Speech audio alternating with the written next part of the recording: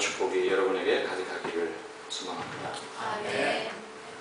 여러분들이 교회 오시면서 보셨을 수도 있는데 어느덧 단풍이 들고 있다는 것을 발견했습니다. 며칠 전에 어느 분과 대화를 하다가 이런 얘기를 하더라고요. 올해 단풍이 기대가 됩니다. 이렇게 말씀하셨어요. 참 좋은 말이라는 생각이 들었습니다. 매년 맞는 가을이고 매년 보게 되는 단풍이지만, 그래서 몇 년 전에도 보았고 또 어차피 올해에도 보게 되겠지만 그 아름다움을 기대하는 마음이 참 소중하다고 생각했습니다. 저희들이 살고 있는 이 뉴저지의 단풍이 참으로 고운데 기대 속에서 맞이했으면 하는 바람입니다. 그리고 오늘 추보도 꽃으로 가득합니다. 오늘 설교의 제목이 세상이 무엇으로 가득합니까? 라고 했는데 우리 주보를 만드신 하집사님의 마음에는 꽃으로 가득한 것 같습니다. 코스모스입니다.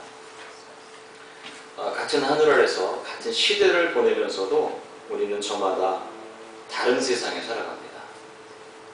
같은 현상을 두고 매우 다양한 반응들을 보이며 살아간다는 얘기죠. 어떤 사람에게는 자신을 사랑하는 사람이 가득한 세상이고 어떤 사람에게는 원수 마귀가 가득한 세상이 될 수도 있다는 얘기죠. 제가 어느 교회에서 아는 전도사님한테 들었던 이야기인데, 설교 시간에 한 목사님께서 물어봤답니다. 여러분 세상 모든 사람들을 다 사랑하십니까? 물어봤어요. 미워하는 사람이 한 명도 없는 분 한번 손 들어보세요. 이렇게 했더니 100살 가까이 되신 할아버님 한 분이 손을 드시더라는 거죠. 정말이냐고 물어봤답니다.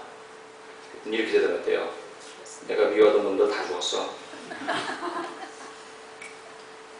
사람들은 인생을 전쟁터라고 표현합니다.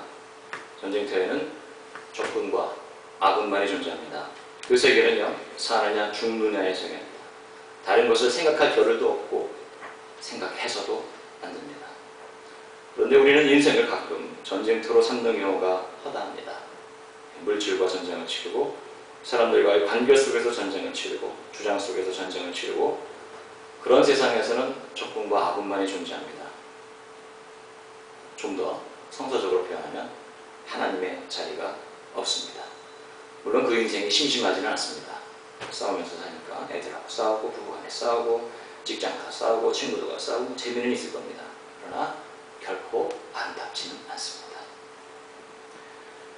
여러분, 인생을 바라보는 관점이 참으로 여러 가지가 있을 텐데 단풍을 보면서 정말 하나님의 창조하신 세계는 아름답구나 라고 느끼는 사람이 있는가 하면, 물론 여기엔 없겠지만 왜 이렇게 시간이 빨리 가는 거야? 이번 겨울은 정말 고생 좀 하겠네. 추운 겨울 진저리가 난다고 생각하는 사람도 있을 수 있기 때문입니다. 인생을 바라보는 관점에 따라서 각양각색의 모습을 갖게 됩니다. 그 차이가 나는 이유가 바로 오늘 말씀에 저는 등장한다고 생각합니다. 오늘 시편 기자 다윗이 본 세상은 어떤 세상이냐면 정말 아름답고 위대한 세상입니다. 세상은 하나님의 걸작품이고 말로 표현하기에 부족한 너무나 좋은 것들로 가득한 장소입니다. 이 시는 아마도 다윗이 목동이었던 시절에 밤하늘을 보면서 그 아름다움에 감격해서 지었거나 혹은 말년에 자신이 살아온 인생을 돌이켜보면서 하나님께서 나를 여기까지 인도하셨구나, 정말 감사하다 라고 지었을 것이다 라고 상상이 됩니다. 전자의 경우에는 운치가 있어서 좋고 후자의 경우에는 깊이 있는 인생의 완조가 아름답습니다. 또한 이 시편은 밤에 드린 예배에서 불렸던 것으로 추정합니다. 여러분 자세히 읽어보신 분은 기억하실 텐데 3절에 보면 달과 별은 나와도 해가 나오지 않습니다. 다윗이 내린 결론은 이것입니다. 온 세상에 하나님의 이름이 아름답습니다. 그것으로 가득합니다 라고 시작을 하고 있고 끝을 맺고 있습니다. 이 땅에 충만한 하나님의 현존, 이것을 반복하고 있는 것입니다. 세상이 눈부시게 아름답다 이렇게 고백을 하고 있습니다. 자, 이 시는요 그냥 시로 읽어서는 안 되는 그런 시입니다. 오늘 말씀 설명해 보면 아마도 여러분 성서에 영장으로라고 되어 있을 텐데 그것은 아마도 지휘에 맞추어서 불렀을 것이다 라고 가정을 합니다. 그리고 깃딧에 맞춘 노래라고 했는데 우리로 치면 굿거리와 같은 당시에 사용되었던 장단에 맞추어서 노래했을 것으로 추측됩니다. 그러니까 오늘 읽은 본문은요 여러분들이 국어책 읽듯이 그렇게 읽어서는 안 되고 실은 노래로 불렀던 것입니다. 자, 얼마나 좋으면 얼마나 감사하면 이 노래로 하나님의 위대함을 찬양했을까. 내용을 보면 아 그럴 수밖에 없었겠다라고 결론을 내릴 수밖에 없습니다. 우선 여러분들이 첫 번째로 발견하는 것은 바로 자신을 낮추는 겸손함입니다. 2절에서 자기 자신을 어린아이와 젖먹이의 입들이 하나님의 영광을 높인다고 표현함으로써 자기 자신을 낮추고 있습니다. 이것은 제가 생각건데 그리고 많은 사람들이 동의하건데 다윗의 자기 고백입니다. 자기와 같이 천하고 어리고 못난 사람을 주님께서 사용하셔서 이렇게 높이 써주셨다는 감사의 고백이기도 합니다. 또한 여러분들이 어린아이와 젖먹이를 상상해보면 아마도 단순하고 순수하게 꾸밈없이 찬양했을 것을 쉽게 짐작할 수 있습니다. 무릇 하나님께서는 부족한 자를 들어서 하나님의 도구로 삼으신다는 그런 겸손한 고백이 오늘 말씀에 담겨 있습니다. 그것은 우리 모두가 가지고 있어야 될 신앙의 기본이고 또 찬양하는 사람들의 기본적인 조건이라고 믿습니다. 자, 첫 번째 본 것은 바로 자신을 낮추는 겸손함이었다면 두 번째는 자신을 누가 지었느냐에 대한 고백입니다. 3절에 나오죠. 주님의 손가락으로 직접 우리를 정성을 다해서 자연을 만드셨다라고 고백을 합니다. 그리고 4절에 이어서 그 주님께서 우리 자신을 만드셨다고 말합니다.